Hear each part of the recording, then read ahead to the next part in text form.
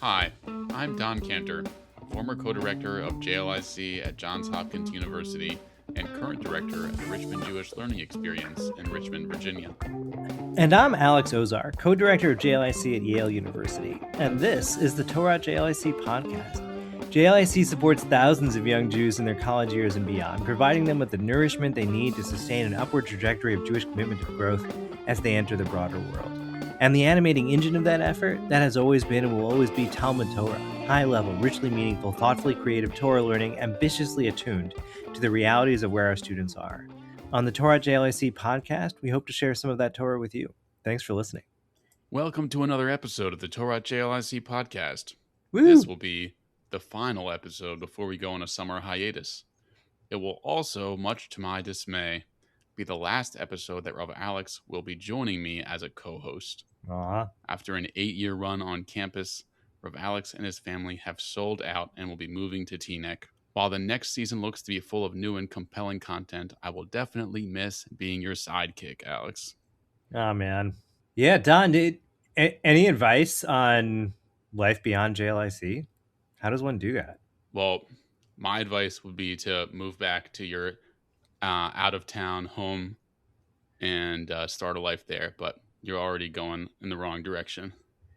Yeah, look, we picked Teaneck. I'm going to be working in the city, and the commute's going to be real easy, I think, or for the tri-state area, or at least it's geographically close. I think maybe a kayak is probably the best option. But anyway, so we figured Teaneck makes sense. I'm going to be working on the west side. We'll find out if there's a Jewish community there. I'm just sort of hoping we're gonna get there on a Friday. I'll ask around if there's a minyan, what the deal is. If any of our listeners know any recommendations. I don't know, like, is there a kosher pizza shop somewhere in New Jersey? I don't know. Whatever. We'll sort it out. But yeah, I don't know. Like, how do you recover from having a job this awesome for 8 years or 5 years in your case? Like, how do you just do other things? Okay, so one bit of advice is to find the most JLIC adjacent job that you can, and make sure you stay connected to JLIC. And you and I started the same year, and I remember in the last conference that we had together before I left campus, we were talking about how we were going to stay in touch, and here we had JLIC figure out a way for us to stay in touch. So basically, don't leave JLIC is the advice that I have. Well, that's pretty smart. Maybe we should start another podcast. Let's just keep podcasting forever, man. Let's do it. What should we talk about today, Don? I mean, we're mailing this one in. I was going to leave that one up to you. Yeah, fine. Now, look, I wanted to reflect a little bit on the last 8 years for me. It's 5 years plus for you with your extracurricular involvement here. It's, a couple weeks ago we did commencement for our graduating seniors, and it's a poignant time of reflection as you transition from this really intense, extraordinary experience on campus, and in many ways we'll talk about it, I think, like artificial experience. It's incredibly enriching and an opportunity to build relationships and do real self-exploration and to really aspire and aim to grow in ways that are made possible precisely by being outside of the world and in a weird little ivory tower bubble. And I've had something very much like that for the last 8 years. We are living at least relative to the way things normally work for the average working person. We're living a highly unusual artificial existence that's propped up by, in my case, billions and billions of dollars to create this like magical little oasis in New Haven, Connecticut. And, my job was just to like hang out, spend time, learn a little Torah, and like do Jewish life with the most thoughtful, interesting, creative, passionate, brilliant young Jews in the world at this incredibly dynamic, poignant time in their lives where they are trying to figure themselves out with who they're going to be in relation with who else they're going to be, who they're going to be in relation with the others they're going to be that identity with, who their community is going to be now and going forward, where they're aiming, where they're aspiring, what their dreams are. And it's unique and special. It's an immense amount of fun. And the first thing to say is just, I'm going to miss it desperately. And I also want to think about, what it might mean, what it's meant for you, what it can mean for me to bring some of that spirit forward. So I admonish, exhort our students as they leave, that you've had this opportunity for growth and connection and cultivating yourself, and a community is an incredibly powerful vehicle for personal and Jewish aspiration. And in some ways, I feel like we are setting up our students for a lifetime of disappointment, because the truth is that when they move to wherever it is they're going to go, when they move to Teaneck, New Jersey, and not to totally rag on Teaneck, but it's never going to be the same. It's never going to be as magical as it is when they're just hanging out with their friends and doing great stuff. They don't have real responsibilities. They have to get good grades, but they can pull that off. And they get to create new things, build clubs, associations, do crazy projects, and just take responsibility for their world and do awesome stuff with an immense amount of time and freedom that they're not going to have because of all the blessings of life. They're going to, God willing, they'll get married, they'll have families, they'll have jobs, and they're just not going to have the capaciousness of either just time and the conditions of life, or frankly of spirit, because we get busy and our minds and hearts get occupied with other stuff, and they're just not going to have that capaciousness. So life after college is going to be a disappointment. It's going to be frustrating. But the question is, can this, if you've done the work and you've taken this opportunity these last 4 years, what does it look like to carry not only the lessons you've learned and sustain the relationships you've built, but to take something of that approach, that mode of being that you've been in, the mode of growth and creativity and aspiration, and bring that into whichever community you're going to wind up in, and whatever occupation you're going to be in, whatever stage of life you're going to be in. So does that heart stay beating somewhere? Yeah, I mean, for me, I just before you even answer that question, the point that you made about the students having this opportunity for 4 years to just kind of explore all sorts of different things was something that I had like a hard time with, when imagining these students, like, why are you just going to law school now? Like, you're so like, you're just, there's so many fun things you get to think about and talk about, and I get to keep doing it while after you graduate, but you're just gonna go end up doing something that's, yeah, a lot less. What could be superficially less dynamic, but like you said, it's because of all the blessings of life, and you can't just stay there in some sort of kind of like a suspended state of bliss. But looking back, I mean, there's just so much from my experience on campus that I grew, and I knew that there was growth going on while I was there, but definitely, like, afterwards, it really started to hit me, like, just how I think the confidence that I had, and the experiences that I got to learn from, and that granted me new insight, are things that I definitely carry forward, in life, in all sorts of ways. So it definitely doesn't leave you. It becomes a part of you, and also you get the opportunity to see and appreciate what it means to work while you're still in this kind of growth state, because part of that growth comes from the fact that you're surrounded by people who are in this dynamic stage of life and figuring things out and constantly thinking about things. So you kind of you it's contagious, and you also kind of get into that mindset. And there's I guess being in it for 5 years for me, or for 8 years for you, definitely helps. It can help keep that going, in perpetuity. Yeah, it's really, the whole thing is just awesome. We're so lucky.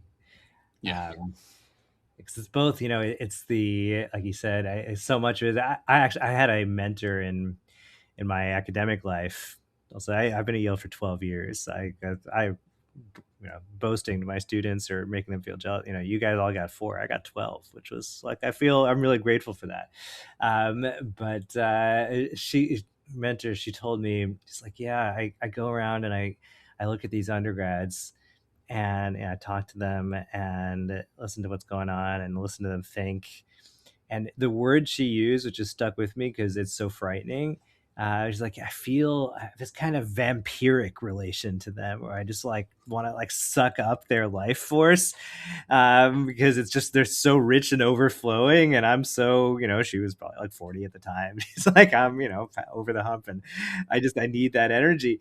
And I'm like, I don't think it needs to be. And I'm not sure if vampire is the right metaphor. It actually, like, Jewish tradition has some really amazing like candle metaphors where lighting the other candle doesn't diminish the first one. There are probably other ways to have to each like magnify and ramify each other's light and energy. But anyway, the message though, it's really powerful. We just, their energy inspires us, and like we want to do amazing, and we want to do new and creative stuff because they want to do new and creating stuff, and they barge into our office with these insane ideas, and you're like, no, that's insane, and they're like, wait, no, actually, like maybe we could pull something like that off, and I just hadn't thought of it before.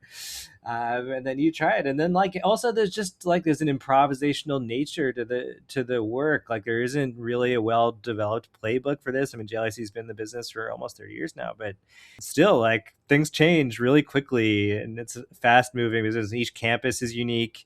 And each set of students is unique, and there's a 25% turnover in the population every year, and they're just different combinations of needs and dreams and conditions on campus change, and that presents challenges that you haven't had before. In my last 8 years, like, we went through the pandemic, which required a massive burst of creativity in all kinds of ways to make Jewish life keep happening. And then we also had like pretty severely traumatic episode for the Jewish people overall on October 7th. And then also just a really complicated time doing the work of Jewish community on campus. And that, thank God, led to an immense amount of really enriching creativity, just making stuff happen on the fly.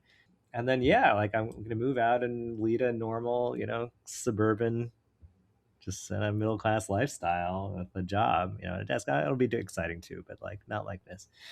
I want to take a metaphor, the metaphor of a cave, and just completely butcher it. And I want to like just turn this metaphor into a complete circus. I'm going to like turn it inside out, pull it in a bunch of different directions that don't make sense together.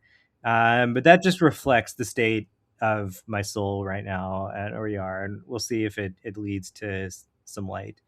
The cave metaphor shows up in a couple places in the traditions I'm conversant in. There may be maybe other traditions have, I'm sure others do have cave metaphors, but we'll start with the Platonic one.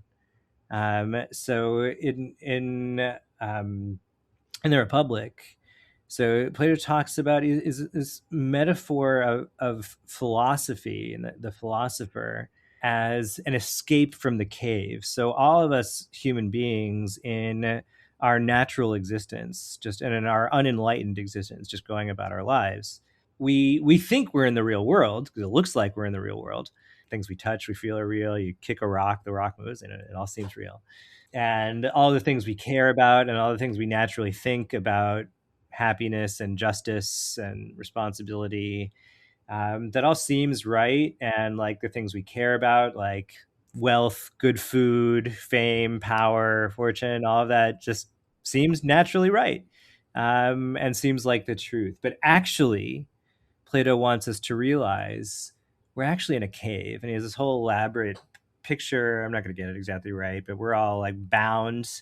We're like imprisoned in a cave, and there's a screen in front of us, and there's some light coming in from the entrance to the cave, and there's a fire somewhere in the metaphor. I don't remember.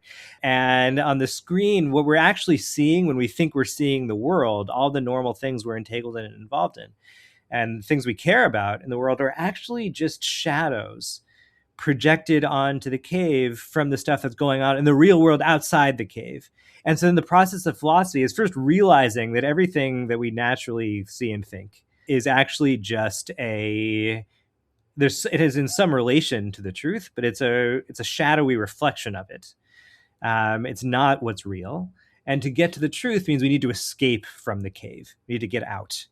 And if we manage to escape, we'll get out into the world. And then actually, we'll see if he makes something at this point. Once we get out into the cave and we've just been getting this like little bit of light sort of bouncing off the screen or just a little bit from the top of the cave.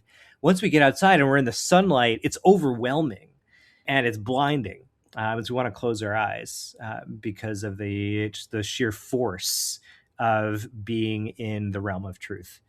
And so we have to like kind of acclimate ourselves to the light.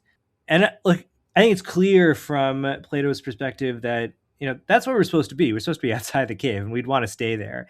It's also clear that none of us can ever really manage that full time, and also we do have a responsibility to the other people inside the cave to go tell them about what's out there. So we do eventually go back in, get pulled back by the other prisoners. It happens until death. Death is when you actually get free. But like ideally we'd be outside. That's one story where we are naturally inside the cave and the truth is outside the cave in the light. Chazal tell, I think, the inverse story, and I'm sure I don't know if they read Plato, but they it's hard not to see that there's some conversation going on here. Well-known Gemara in Shabbos about Erev Shimon bar Yochai. There's a backstory here, which I think is actually important. We won't go too much into it, but they're having a political discussion about the Romans, and Erev Shimon bar Yochai is a little too explicit about his feelings about the Romans. He has to flee with his son. First, they try hiding in the base medrash, then they get worried that that's not stable.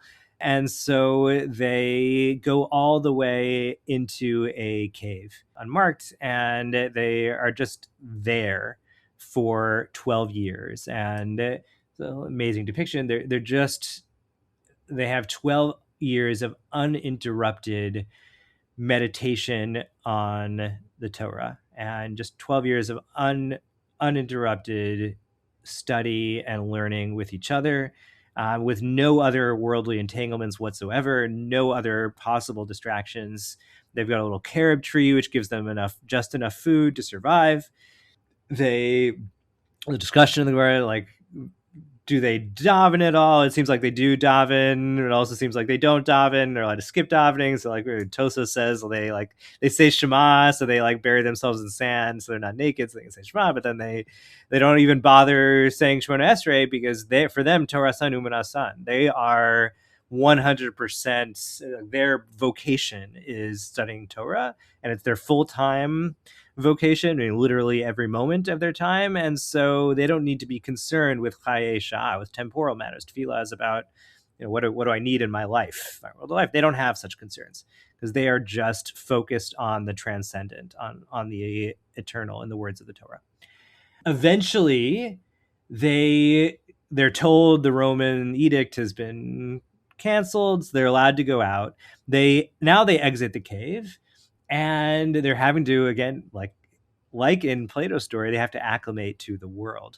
But in this case, it's not that the light is blinding to them, but actually they are like the way the Gemara depicts it is everywhere they look in the world, they see people just going about their worldly terrestrial business. They are plowing and sowing their fields. They're engaged in commercial activity. They're probably even like hanging out in the marketplace, talking about nonsense. They're like checking the sports scores and talking about the latest kosher restaurants in New Jersey, whatever it is. And like, they are aghast. They're like offended in the depths of their soul that there are human beings that are doing anything other than learning Torah. And everywhere they look bursts into flames. The violence comes from them. They because they can't acclimate to the world, they look at it with a kind of contempt and hatred. Maybe hatred is too strong and contempt is right. And there's a violence in that and burns it because the sheer power, there's the power of the commitment to Torah that they have.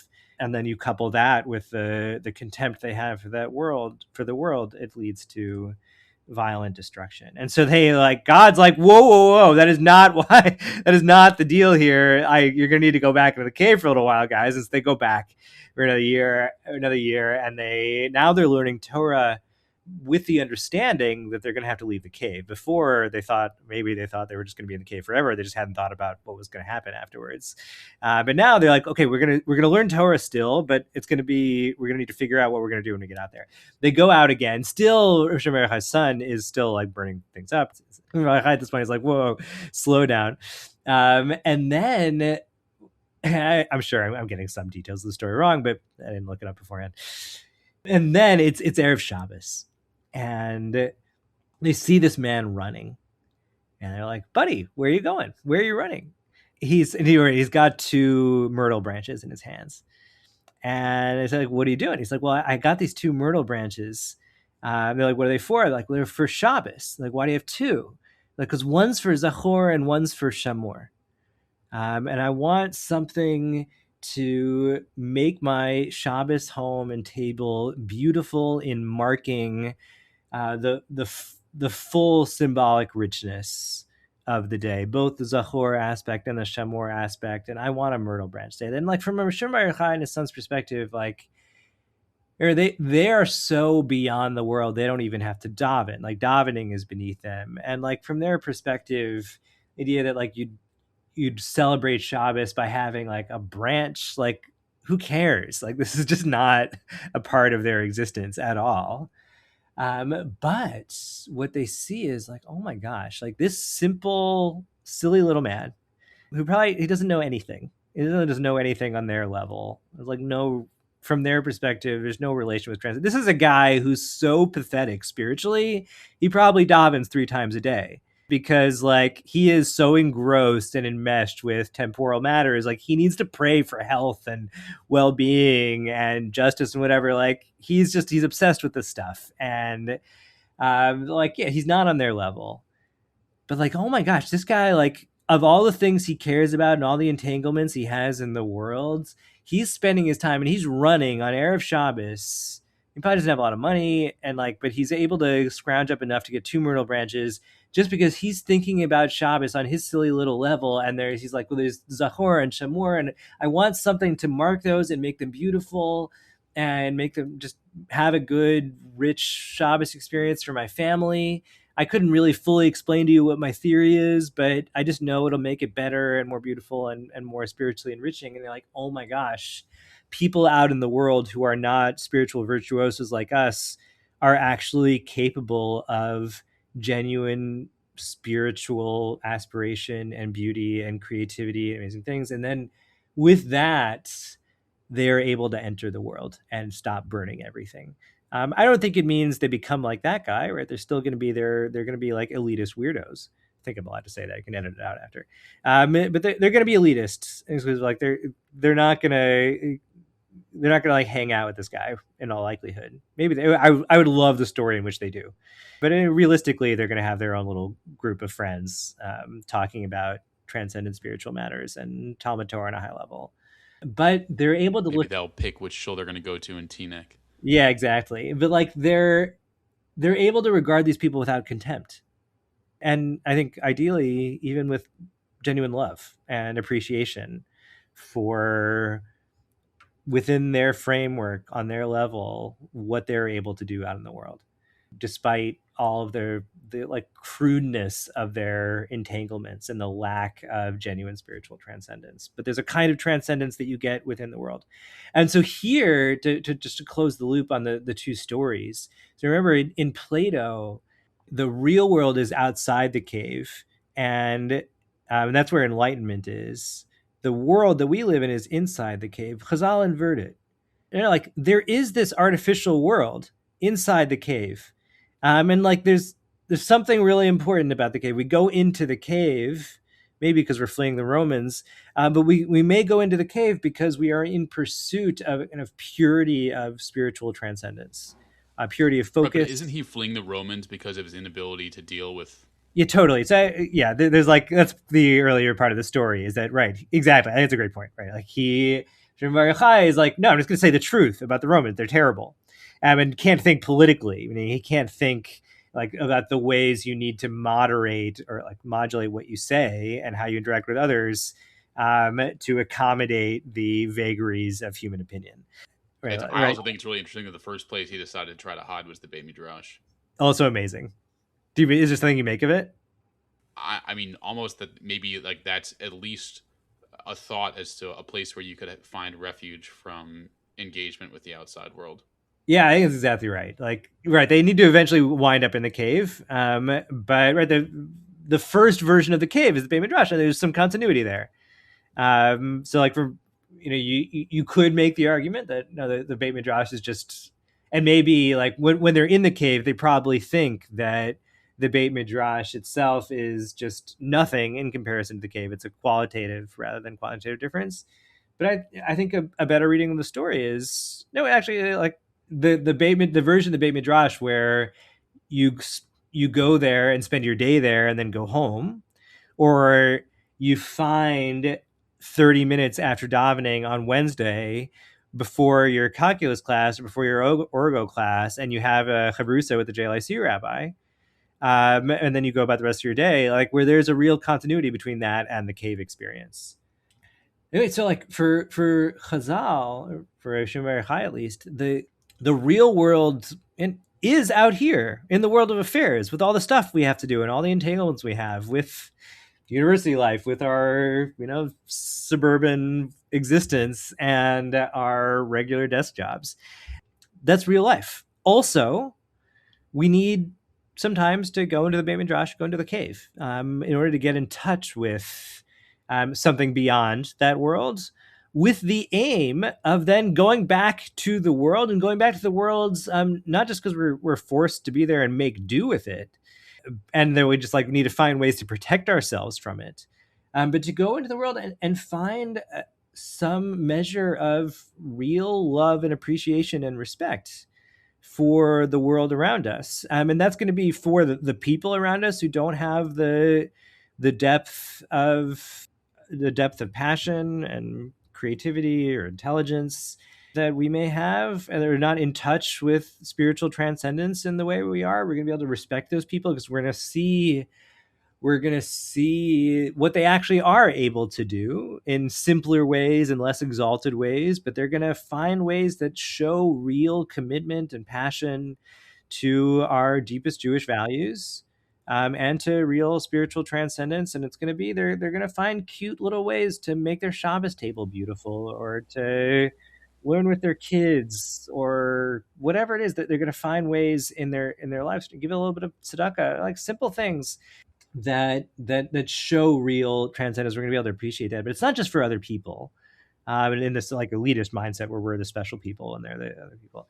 No, it's like for ourselves. Like we are, when we leave the cave, whatever that, we'll talk more, spell out the metaphor in a few different ways. Like when I we can't leave wait. the cave and go into the worlds, we also like we're now going to be the guy running an Erev Shabbos with the myrtle branches, right? Like compared to myself when I was in yeshiva at college, or now I think comparing myself to like the kind of existence I led here doing JLIC for 8 years, I think there's going to be a sense in which I'm no longer Shimon Bar Yochai in the. I never was, but there's some continuum there. Whatever my version, the version I achieved of Shimon Bar Yochai in the cave, I'm not going to be that anymore. I'm going to be the other guy. And the question is, can I find a way to not have contempt for myself? Can I find a way to have like real love, appreciation, and respect for myself? Not that I won't continue to aspire and won't continue to like try to stay in touch with what I had in the cave, and we'll talk about that too. But can I appreciate that actually, like this thing I'm doing in middle class suburbia, and this like very normal, basically conformist Jewish life, is there's actually real beauty there, and real transcendence, real aspiration, and opportunities for real creativity. And then I can build a life of real Jewish aspiration on that basis. Yeah, it's incredible. And I'll tell you, Alex, that it's a lot of what you're saying as the message over here is something that I feel like I learned while I was on campus. Good. So say more. Because when I got to campus, I was just a guy. I grew up in Richmond, Virginia, and we had like there's like no labels about how things go, but it's like a generally like some sort of middle of the road Orthodox now people are like almost aspiring to be modern Orthodox, but it's just kind of like a nothing Orthodox mishmash of people. And so I went to yeshiva in Israel for a couple years, and I spent a little bit of time at YU, but I wasn't very exposed to the gamut of religious observance within what people consider to be the Orthodox world. And when I got to campus, that was the first time I was really exposed to it, and I was like shocked. And people weren't making decisions that I thought were good decisions, and were used to things that I wasn't used to. And all of a sudden, I was forced, if I was going to be successful in the job, I had to realize that each and every one of these people is coming from their own backgrounds, and the decisions that they're making and the struggles that they're having are different than the ones that I'm used to, but they're equally important and valuable. And the superficial level or style of observance has absolutely nothing to do with what their actual spiritual lives are and how important they are compared to mine. And so it forced me to like see the beauty of every single person, and the richness of their religious lives, even though they looked a lot different than mine or what I thought they should look like. Yes, this is great. This is exactly where I wanted to go because we're really in sync today. Exactly right. I was spelling out the metaphor where our time on campus is being in the cave, and then we go out in the world. And I actually think it's like fundamental to the ethos of what JLIC is. That to is the opposite metaphor. Like the founding idea of JLIC, that we inhabit and then have to put into practice and make real in the world, is that from an Orthodox perspective, why the heck are Orthodox kids going to secular campuses? It's a terrible idea. What are they doing out here? Like, why are they going to go to YU, go to Turo, stay in Israel? Like it's a terrible idea. And they're like inevitably, we talked about this in other episodes, like they're gonna be very real pressures on at least the fullness of their observance, even like you can stick to the letter of the law, but like they're gonna be real pressures and probably some compromises from the ideal. It's almost guaranteed, even for the most committed students. There are like a few magical people who really manage to never compromise, but it's like, and still it takes a toll. And so like, why on earth are we doing this? It's a bad idea. And then from there, the logic is, why would we place rabbinic couples on campus to make it easier for students to go? It's going to incentivize or like facilitate, encourage students to go to these campuses when we should be shepherding them all to Orthodox Jewish institutions. It's a bad idea. And Rav Schrader's founding vision and the conviction was, okay, I hear you, but they are going to these campuses. They will go to these campuses whether we want them to or not.